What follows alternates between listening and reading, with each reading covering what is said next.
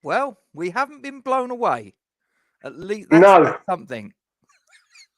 Although I think my signs might go that way if I'm not careful outside the pub, Rob. Oh, that's not good. That's not good. My logo, not my logo, my swinging signs hanging from outside the pub are swinging rather precariously, to say the least. So I've been keeping an eye on them. They've actually been, so they hang like this, don't they? They've actually been like this at one point in the wind and held there for a good few seconds before they drop again. So it's a bit blustery out there, as we were talking offline, weren't we, mate? The O2 looks to have taken a little bit of damage. Yes, indeed. Yeah, it doesn't. Wonder if the London Stadium's been hit. That'd be nice, wouldn't it? Steady. Guys watching, please don't forget to like, comment on and share the stream. Subscribe to our YouTube channel. Make sure you hit that bell icon for alerts on new content. And as always, kick it, slap it, whatever you want to do. Slap the bell. Give it a tickle. And we always thank you for your support. So, Duke, we are here to discuss the arrival to London Stadium of Eddie Howe's Newcastle United, who we obviously played in the first game of this season, didn't we? We did. And Ben Rama looked like a world beater. He did. Much has happened since then. Now he looks like a Ben Rama of old. I'm not getting into that argument. Well, no, he had an impact the other day against Leicester. You've got to give him his dues. So, Hammerhead, hope you're well, mate. Maybe. I mean, good news for us, mate, is obviously the injury to Trippier. Has done us a massive favour. Because he seemed to be the guy that was running that, running the revolution. He really did. You know, everything seemed to be coming through him. He looked outstanding. The fact that he's now injured for a significant portion of the rest of the season isn't gonna do them any favours, mate. To be honest, I think that really could hinder them slightly because of the way he's been playing. But that's their problem. I mean, their problem is our benefit tomorrow, I feel.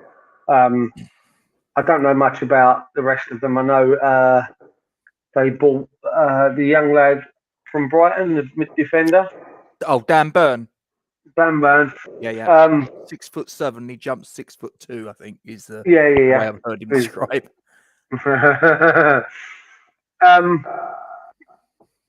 mean, listen, they're going to be a different prospect as they were, 3-4 months ago. It's a question of which version of us turns up, really. That's kind of what concerns me. Is it the Leicester side that are going to turn up, or is this going to be a side that turned up at, against Liverpool, against Chelsea, United and City?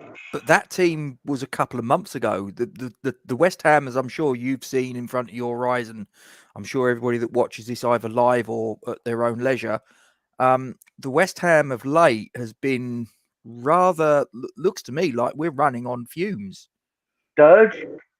I'm very conscious about the words I'm going to be using in this stream. Donkey, dog poo, generally rubbish, Rob. But just there's nothing, and I don't know whether it's down to tiredness or anything else. I couldn't tell you. I mean, we just look like we're struggling to find any kind of conviction in the game. We're looking like we're struggling to string anything together, any kind of run, any kind of momentum right now, and it's massively concerning, mate. Like hugely concerning to me right now that we're putting nothing together as a side. We're not getting any kind of rhythm going in games or even as a season. We just really seem to be, as you said, flat. Antonio massively off the boil at the minute. You've had the boys in midfield. Vlasic, Benrahma, Lanzini, Fornals.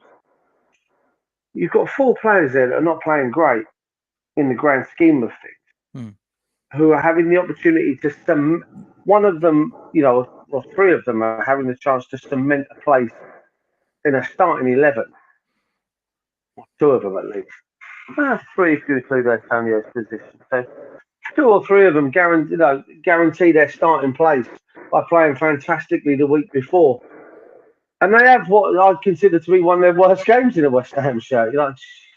There's no one seems to be taking this with both hands to get in this team. No one's really stepping up and playing. And that being said, Moyes has got to deal with his favourites as well, because you've got the likes of Howe and Souček, that not just the forward boys, they've been poor as well. Yeah. Well, I thought the game against Leicester, I mean, we covered it in the post-match, but I thought that we had 3 players that were glaringly off the pace in Coufal, Souček, and Antonio. I mean, we were essentially playing with 8 players, it seemed to me. I'm really concerned. I mean, I'll tell you what. Let me just get rid of this. We'll go for the whilst we're talking about it. Let's get this on screen. I'll go full. This is what I suspect, and to a degree, what I hope in the case of one particular player that he goes with. I'd actually would like to have seen him on the basis of that performance against Leicester, and I don't know about how you feel about it. I actually wouldn't have been unhappy if David Moyes had have made 3 changes from one lineup to the next, i.e. dropping Antonio, Souček and Coufal. I don't think he's going to, but I do think that Coufal is probably the low-hanging fruit. He will probably be the sacrificial lamb, and Ben Johnson will come in at right back. Fabianski will be between the sticks, not a problem. Cresswell left back. I think Zuma comes back in. I think he'll come back in at the expense of Diop. Now, I know a lot of people will say, yeah, but Diop had a great game last week. Well, he had a great game compared to what he'd served up previously, which wasn't very good. It, isn't it? Yeah, so you're starting from a low base. The only way is up. Yes, he, good pass for Jarrod Bowen's goal, and he looked decent enough aside from that. But is he going to keep Zuma out? No. So it's a straight choice between Diop and Dawson. And I would say that over the last however long you want to sort of go back, which one's been the more consistent? Well, it's Craig Dawson all day long and twice on a Sunday. So, well, listen, Dawson's a goal threat. Let's not stick around. Dawson is a massive goal threat. He will pop up. Hi, Sibes. Sorry, I've got it on big screen, so I don't know. Unless you put the comments up, I'm not going to see nothing. I'll see it. Yeah, no worries, Cyber. I'm going to be run off my feet anyway. The only one working. Dawson's your goal threat, Rob. So, as much as, and I was going to say, as much as, Diop had, by his own standards, an absolutely magnificent game on Sunday. Sunday? He was happy with it. Yeah. Losing track of the days, mate. I just don't see how you can replace Dawson in that back lineup, and I'm in massive agreement with you. I want to see Johnson come in. Listen, at the end of the day, we're on the verge of possibly, and you and I, this was touched on in a chat. Ben Johnson's contract, and we're running the risk. I know we've got an extension, haven't we? We can extend. Yeah, there's an option for an extra year. But mate, even then, let's not dick around and let it get that far. Listen, this kid is one of our own. He, from what I read somewhere online, someone made a comparison and actually turned around and said he's got all of it in his locker. to be he's got it all a bit in his locker to be a another Declan Rice. He's got all the opportunity. Wally, hope you're well. So that's what I think the back division will be. As I say, I wouldn't have been adverse to seeing Souček drop out, but I don't think that David Moyes will. Yeah. Like I say, I can see him making one change, not three. Well, I say one change. I'm talking of the three players that I think on their performance last week should be dropped. I think he'll only drop one of them. As I say, Diop he'll be put back to the bench because of obviously Zuma coming in, not to do with his performance, but there you go. But yeah, I think it will be Declan Rice and Thomas Souček in front of them. If it was me picking the team, I think I would probably drop Thomas Souček out, and I would probably drop Lanzini alongside Declan Rice. But that's me. Or possibly Fornals. One of those two I'd like to see alongside Declan Rice in that role. But I don't think we're going to see it tomorrow. I think it will be Rice and Souček. And then in front of them, I think he's going to go Fornals left, Lanzini in the 10, Bowen right. And it will be Antonio looking totally knackered, ploughing a lone furrow up top as the number 9. What say you, Duke? The Antonio situation leaves me stumped, Rob, if I'm honest with you. And I'm finding myself getting more and more frustrated, more and more angry, more and more irritated by this situation, because we had the perfect opportunity to rectify it. Let's not mess around. He's had 3 transfer windows, hasn't he? He had January last year, the summer, and January this year. Hey, I'm not even worried about January last year and the summer. It's this transfer window just gone. We had every opportunity to rectify a situation of bringing in someone young, hungry, on loan. In fairness, I'll go on loan, and by that I mean, someone like Adam Plosek, Rob. Someone who's going to come and he's really going to be pushing Antonio's buttons for that position. He's really going to want it. This kid's coming in. Even just Origi for 6 months. I know, he's out of contract right now. Lingard, I know they didn't want to do it. He really pushed for that shit. And I just find myself in a position where, you know what, Antonio's early season form promised so much. There was so much promised about his early season form. This season he could have been remembered in the same breath as like a Cotti or a McAvenny. With the goals that he scores. And here we are going, well, he hasn't scored in, is it 8 games now, Rob? Or something stupid like that he hasn't scored in. That's a centre forward, isn't it? That's a Premier League centre forward. I don't care if anyone says, oh, well, he's not really a striker, he's a wing. I don't care. He's playing in the number 9 role. He's playing as a Premier League striker for our club at the minute, and he's got 8 goals. He's gone 8 games without a goal. Anyone else, you're out of the team. But what do we do because of the way we play? Can't play the same by putting Jarrod Bowen up top, because that negates the big man up top, holding the ball up for the players like Jarrod Bowen to run onto. Yep. I would have even taken Benteke, final day of the window, on loan, as another option to Antonio, Rob. I really would have done. Or even if it was just someone to sort of like be a threat in lurking in the background, because Antonio's got no threat. He's got no one that can legitimately. Oh, he will have a threat if he keeps playing this badly. He's going to have tons of threats. It'll be West Ham fans wanting to rip his face off. Because we are all getting frustrated, Rob. I know you are. I know several others that I've spoken to over the last 7 to 10 days. We're all in the same boat, and it hurts. And it's hurting our season. Here we are fighting on 4 fronts. Let's just clear this up. We're on 4 fronts. Okay. Now, regardless of whether we know that the Premier League title is there at the question. I said a few months back, before Christmas, we were in a title chase. And back then I thought we were, and I thought we could have still been if we'd invested wisely. We're not. so we're not going to. But that being said, we're still in the FA Cup. Fifth round. Fifth round? Neil. Hi, Neil. Fifth round. Okay. Win this one, I think it's the quarterfinals. Right? Yes. Some of your names have gone. You've got to be thinking we might have a chance here. Right?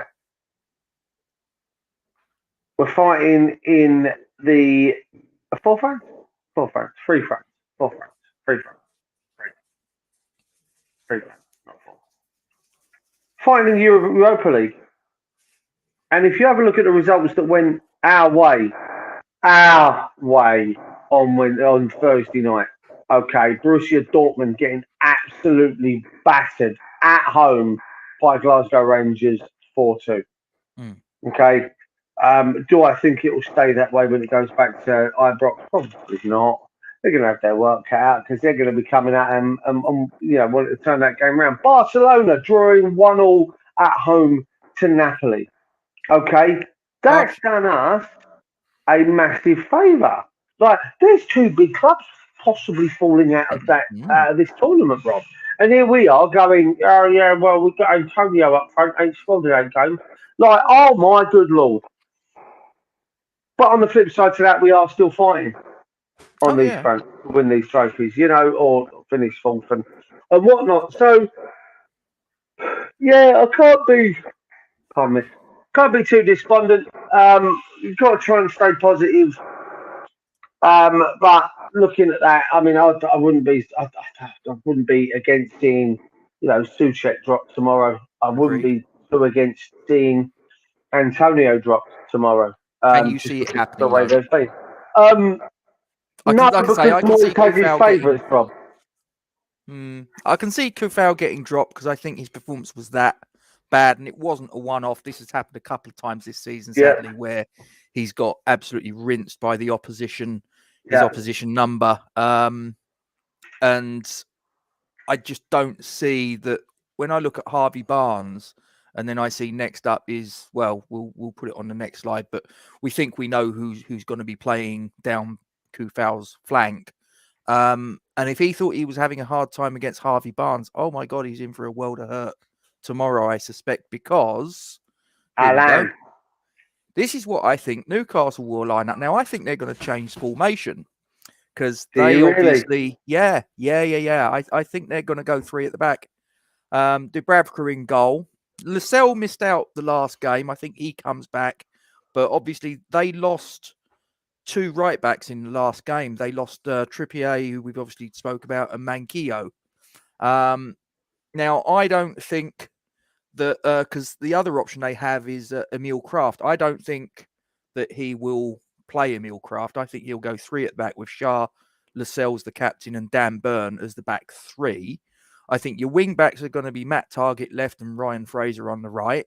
I think your midfield 3 is going to be Joel Linton, who previously played as a forward and he's now dropped into midfield. And I think he looks better as a midfielder than he did as a striker, if I'm being completely honest. But I know you were a sort of like quite a big fan of his as a striker. Yeah, you thought that Moyes could do something with him, but he seems. I still do.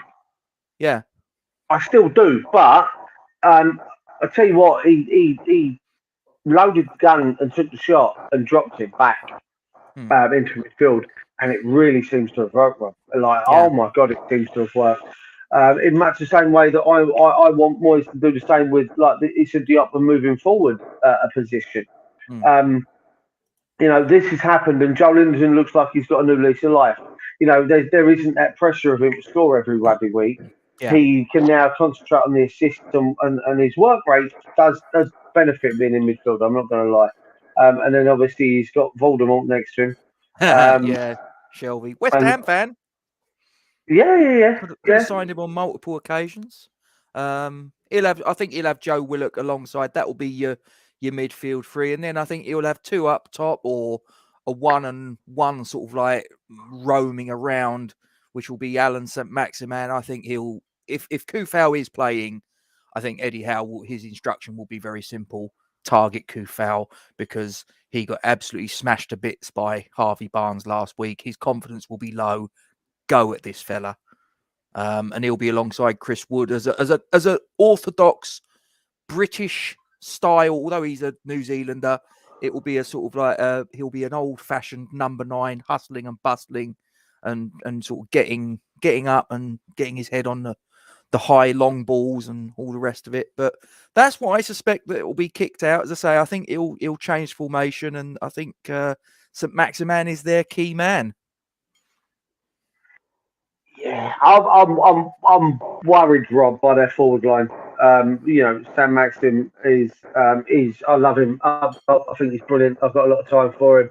I tell you what, if they hadn't been taken over like they were, I would have loved him to have been a West Ham centre forward. I think he's brilliant. I've got a lot of time for him.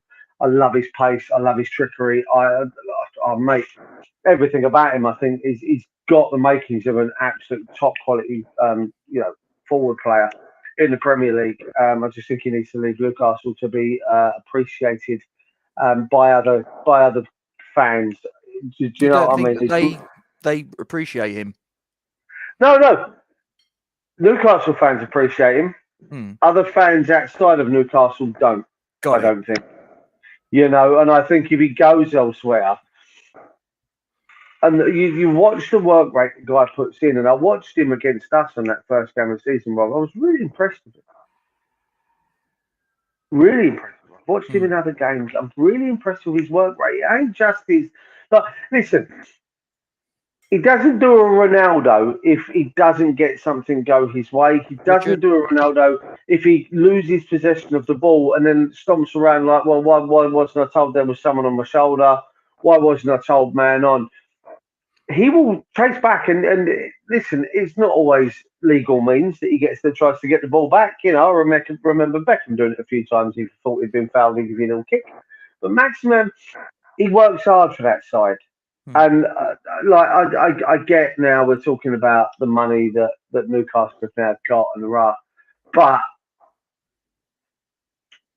if anyone in that Newcastle side deserves these quality players coming in, it is Saint-Maximin. Supercalifragilistic up front. Easy for you to say. Yeah. Like I say, I like him. Chris Wood bothers me because the geezer's an absolute bloody monster up there, and he just has habit. He's our new. Who's the Brighton fella, Palace fella, Murray? He's our new Glenn Murray or our new Romelu Lukaku. Bastard always scored. There it is. There's the first one. It was coming. Always scores against us, and Wood will do it again on Saturday if we're not careful. Yeah. Do you see? I mean, do you agree with that? That you think that it might be a 3-5-2, or do you think that he'll go 4 at the back? What are your thoughts? Your argument is valid. Losing two right backs does make it a little bit more difficult for them to do. I mean, you've got Ryan Fraser there. He's a good player. He can track up and down that wing. Well, he plays there for Scotland, doesn't he? He plays as a right wing back for Scotland. It wouldn't surprise me if they now you've made your argument as you have. It wouldn't surprise me if they do go 3. My concern is that the two boys in the middle of the park, in Souček and Rice, will be overwhelmed by their 3 in the middle of the park. And what we'll need to do with that sense is we're going to need to bring maybe a Lanzini or a Fornells back into that defensive midfield bracket to give the boys that bit of support that they're going to need, because they will be overrun. And we've noticed when Rice plays for England and he had Phillips with him, when we did it against Leicester last week, we started well, but when they flood the midfield, we do tend to struggle. And we conceded goals off the back of it last week because the boys just were being battered in that defensive midfield role. So I'm kind of hoping that if that does happen, Moyes learns his lesson from last week. Declan Rice may learn his lesson from the Euros, pipe up a little bit and say, look, hold up a minute, we need to do something. Fornells, Lanzini, can one of you two drop in here and go basically a 4-3-1-1 or a 4-3-2-1, sorry. and then have your Bowen and Ivor, Fornells or Fornells and Lanzini, which one doesn't drop in behind Antonio. Still, because you got to think then they're going to have three at the back. Maybe the two wide players could do us a favour and keep their fullbacks occupied by pulling wider and really taking them out of the game, because that's my concern is that the two boys, so you'll end up with one dropping in, they'll concentrate on keeping the midfield three quiet, but if the other two pull in too narrow to play like a supporting role directly behind Antonio, then their wing backs will absolutely have a field day. And it won't be the midfield battle that we have to worry about. It'll be the wings battle. Battle, yeah. There's a lot to take in for tomorrow, and I mean, I'm gonna be sitting in front of the TV at the pub tomorrow, watching the game, and I'll be very interested to see how it unfolds because, as I say, there's a tactical battle. I like Eddie Howe. I mean, it wasn't so long ago the guy was being linked with the Arsenal job. Yeah. It wasn't so long ago he was being linked with us at one point. So he's a good manager. I would actually like him at West Ham. I think he did really well on a budget at Bournemouth. He managed some very hot-headed backs. He managed some hotheads in the likes of Ariata. He was a very very much a hothead when it came to being on the pitch. He was a very he was a bomb waiting to go off at times. Ariata, you guarantee he was always in your bookings bets because you knew he was going to pick up the yellow. He was a hothead and he managed him really well. I think Eddie Howe deserves some success in his career, and I'm kind of part of me's glad that he got the job at Newcastle because I think he deserves that, and part of me is also glad that he got the job at Newcastle because it might be a difficult thing for him. He's managed hotheads, but he's not managed egos. So we'll be interested to see where he goes with that. Different animal. With all due respect to, I mean, he's managed both Burnley and Bournemouth, and Newcastle's a different animal. There's a different set of expectations, even despite the fact of where they are in the Premier League table, and the fact that even sort of taking aside the fact that their current ownership, the support and the demands, if you will, that the fans have on their team, it's it's a world away from Burnley. It's a world away from Bournemouth. With all due respect to those clubs, Newcastle's a completely different animal. What were your thoughts on? I mean, on the signings that Newcastle have made? You obviously Trippier being one of them. Dan Burn. Who was the fella? Oh, they signed a Portuguese fella, didn't they? I can't remember his bloody name. Guimarães, that was it. They've made some decent acquisitions. Chris Wood as well. What were your thoughts on the business that they did in the transfer window?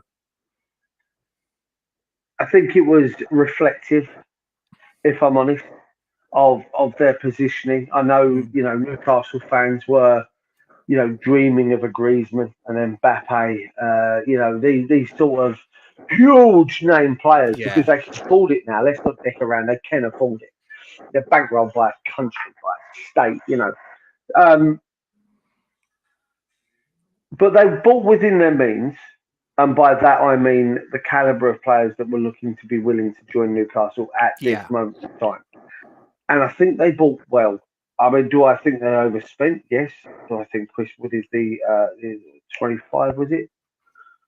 I think Burnley literally. I think Burnley took the piss.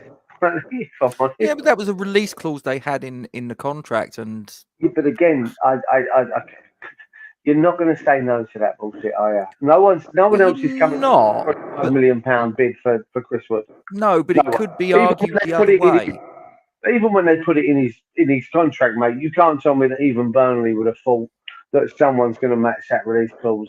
Considering no, but I mean, if you sort of like flip it on its head, if by selling Chris Wood for 25 million quid, they've essentially, Burnley have essentially signed their death warrant in as far as Premier League status is concerned.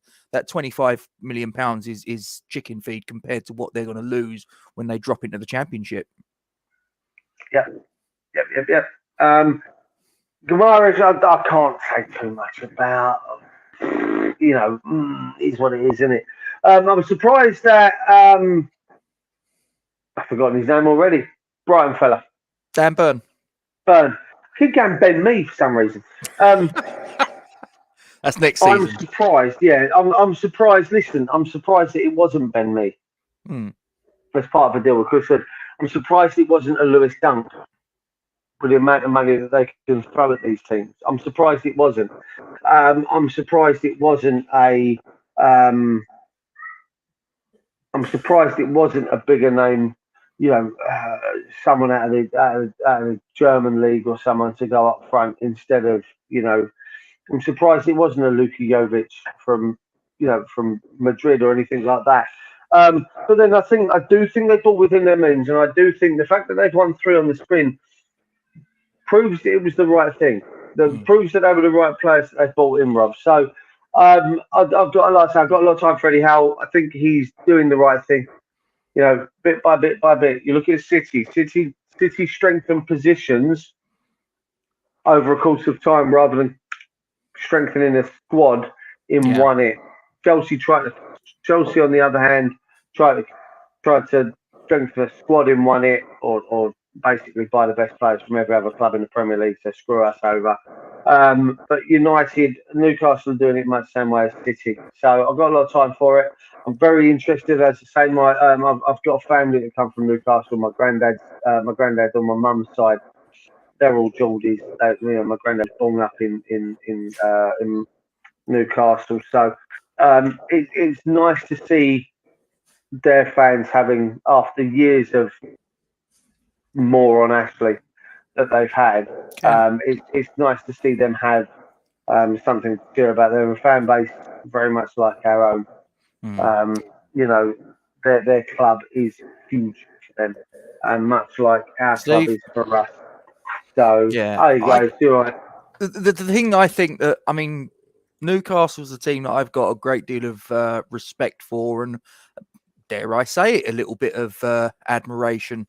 Because they're a team that they've got absolutely fanatical support, and yet have won.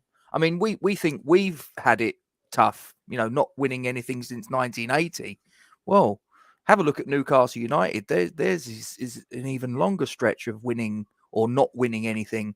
But that being said, I think that, and I've sort of touched on this before, that they're going to have to get used to going from a situation where a lot of neutral fans have a little bit of a soft spot for Newcastle United, especially people of our age that remember the Kevin Keegan teams, the swashbuckling teams with Philippe Albert, Faustino Asprilla, Peter Beardsley. You know what I mean? Players like that played, it was like, if you score 4, we're going to score 5. That sort of mentality. Do you know what I mean? And all right, it didn't work for them in 96, but they had a go. But they were sort of like a team that a lot of people had a bit of a soft spot for.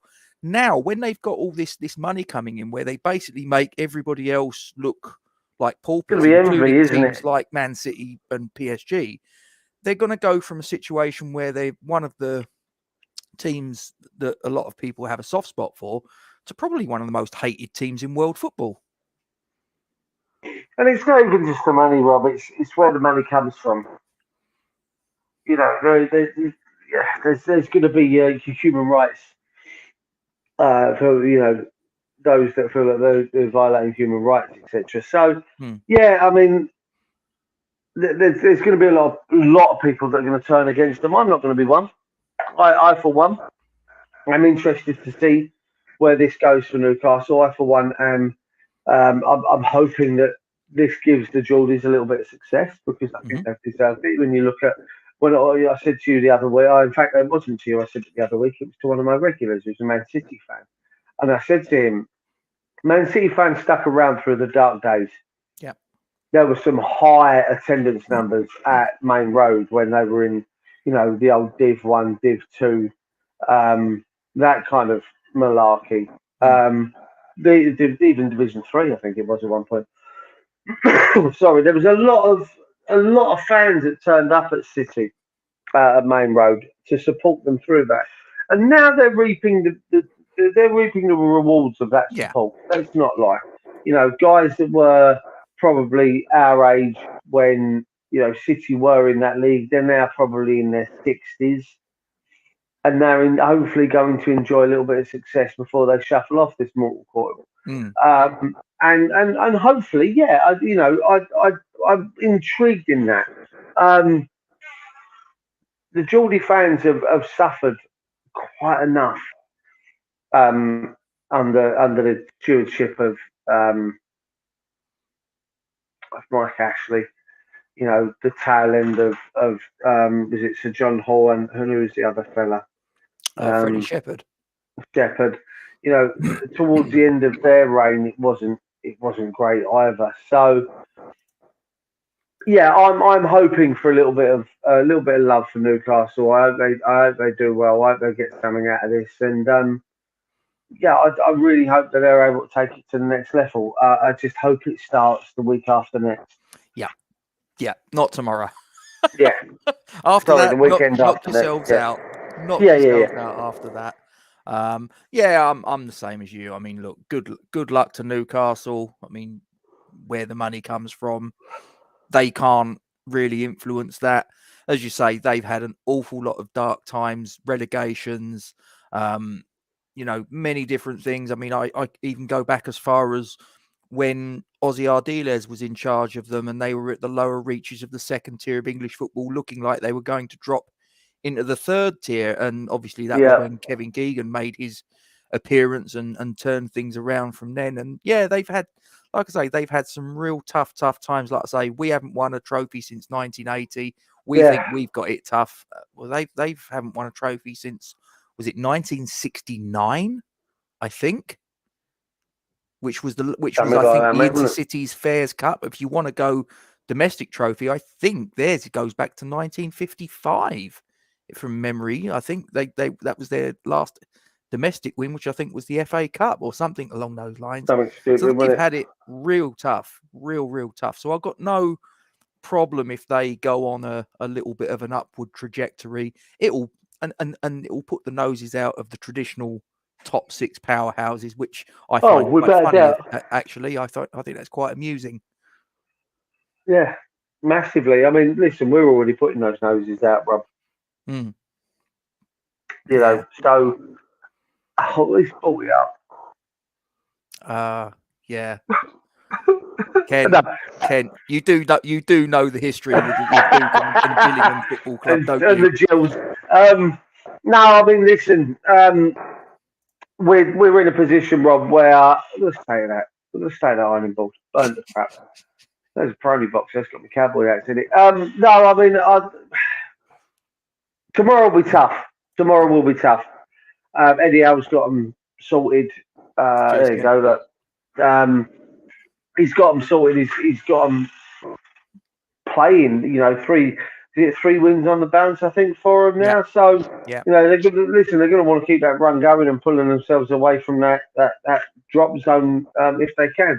It's down to us to turn around and go, not today. We're having this one. Thanks very much anyway. And we stopped playing some stupid football. Getting in front, getting a point, getting a goal clear, and then shit. We fall apart. We kind of go too defensive, and it just doesn't work for us. We can't play like that. Play too deep, invite everyone on, and all of a sudden we're just shot to pieces. So I just want to see us rock up and play how we play, and do what we do, not this messing around bullshit. The Moyes is whatever. It's what I said, Ken. I did say that he's led the revolution, isn't he? Yeah. Well, he's had 2 goals in the previous 2 games. So what's the hit, by the way? Yeah, I mean, he's the wrong side of 30 now, isn't he? But he's still a fantastic Yeah. player in my book. Yeah. But there you go. Guys in the live chat, please do get your score predictions in. We've had from Rebecca 3-1 win for West Ham, but that's from her other half, Paul. Kent's gone 3-2 victory tomorrow. At least I'm assuming you've gone 3-2 victory, Kent. I don't know. I'm assuming it is. Rest of you in the live chat, give us your score predictions. I'll get them up on stream. Duke, talk to me. Your score prediction. How's this game going to pan out? Listen, we both know my score prediction. My score prediction is pretty much the same for every game that I've had so far this season. It's a 3-1 West Ham win. And I'd like to think Antonio will break his duck tomorrow. Okay. I don't know how it's going to turn out. I really don't. I'm concerned. As I say, if Kufal, Souček, and Antonio play, and they all put in a similar level of performance against Newcastle that they did against Leicester, I think we're going to have our trousers pulled down. I really do. As I say, I put up what I hope David Moyes will go with, and I hope that he at least benches one of them. I wouldn't have a problem if he benched all three, but I don't think that David Moyes is going to go that far. I'd be very surprised if he benched two of the three. I'd be absolutely amazed if he benched all three of them. I'm going to go 2-1. I'm going to go a 2-1 home win. I think, though, it's going to be a really tough game. I don't think it's going to be very pleasing on the eye in phases. I think we're going to labour, but I think we're probably just going to get our nose over the line when it matters most. I think it will be Jarrod Bowen that will be the difference as far as the scoreline's concerned. But if I'm being completely honest, if you was to say to me, are you confident?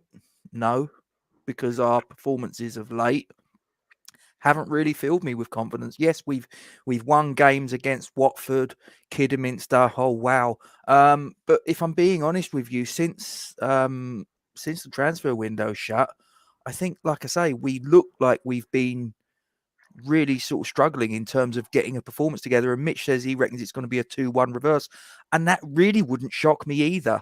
Like I say, I'm keeping my fingers crossed for a 2-1 home win, but if it was a 2-1 away win, I couldn't really say, oh, that came out of nowhere. It's like, well, really, if you look at the form, forget about results, how the teams have been playing in the last few games, that scoreline wouldn't shock me. Really wouldn't. I'll tell you what. I'm going to lay money on seeing Bose tomorrow on telly. Yeah, he's been popping up a few times of late, hasn't he?